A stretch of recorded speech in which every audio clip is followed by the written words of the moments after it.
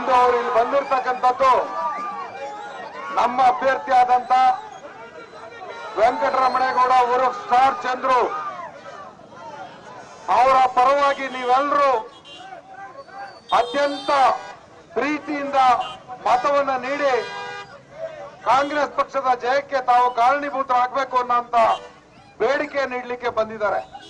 ಅವರ ಜೊತೆನಲ್ಲಿ ನನ್ನ ಮದ್ದೂರಿನ ಶಾಸಕ ಮತ್ತು ನನ್ನ ಸ್ನೇಹಿತರಾದಂತ ಉದಯ್ ಗೌಡ ಅವರು ಕೂಡ ನಮ್ಮ ಜೊತೆ ಇವತ್ತಿನ ಚುನಾವಣಾ ಪ್ರಚಾರದಲ್ಲಿದ್ದಾರೆ. ಈಗ ತಾನೇ ನಮ್ಮ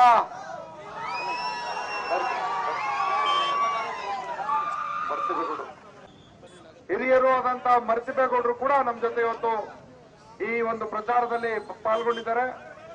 ಈಗ ಒಂದೆರಡು ಮಾತನ್ನ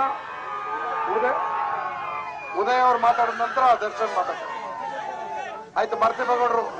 ಆಯ್ತು. ಮತದಾರ ಬಂಧುಗಳೇ, ಇವತ್ತು ಕಾಂಗ್ರೆಸ್ ಪಕ್ಷದ ಅಭ್ಯರ್ಥಿಯಾದಂತ ವೆಂಕಟರಮಣೇಗೌಡ ಅವರು ಸ್ಟಾರ್ ಚಂದ್ರ ಅವರ ಪರವಾಗಿ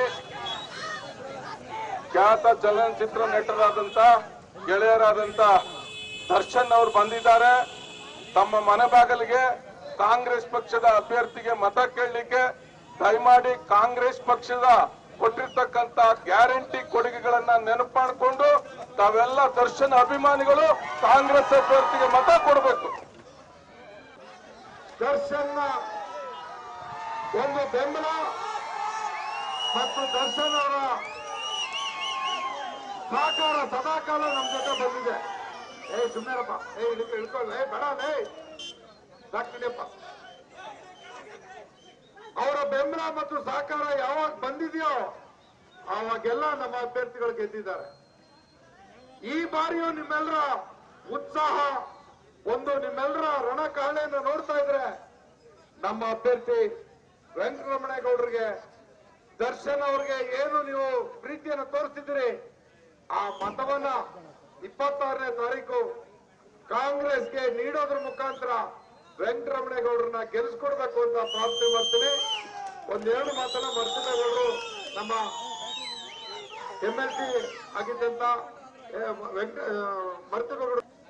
ಪ್ರೀತಿಯ ಮತದಾರ ಬಂಧುಗಳೇ, ನಿಮ್ಮ ನೆಚ್ಚಿನ ಅಭಿಮಾನಿ ನಟ ಟಿ ಬಾಸ್ ಅವರು ನಮ್ಮ ಗ್ರಾಮಕ್ಕೆ ಬಂದಿದ್ದಾರೆ.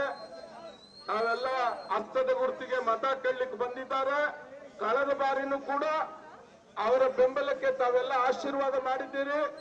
ಈಗ ಮತ್ತೆ ದರ್ಶನ್ ಅವರು ವೆಂಕಟರಮಣೇಗೌಡ ಉರ್ಫ್ ಸ್ಟಾರ್ ಚಂದ್ರ ಅವರ ಪರವಾಗಿ, ಕಾಂಗ್ರೆಸ್ ಪಕ್ಷದ ಪರವಾಗಿ, ಹಸ್ತದ ಗುರುತಿಗೆ ಪರವಾಗಿ ಮತ ಕೇಳಲಿಕ್ಕೆ ಬಂದಿದ್ದಾರೆ.